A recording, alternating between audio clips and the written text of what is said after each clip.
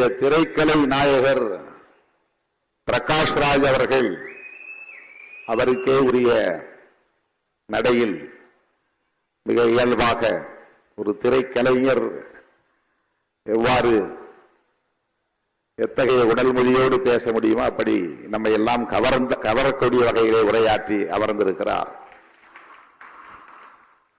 அவரை நாம் பெங்களூரிலே சந்திக்கிற வாய்ப்பு கிடைத்தது.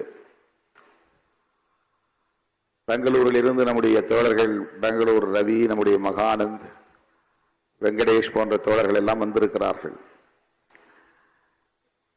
எதேச்சையாக சொன்னேன், இங்கேதானே இருக்கிறார், அவரை பார்த்து சில நிமிடங்கள் பேச விழைகிறேன். அவருக்கு ஏதேனும் நிகழ்ந்து விடுமோ என்கிற அச்சம் எனக்கு இருக்கிறது. சனாதன பயங்கரவாதி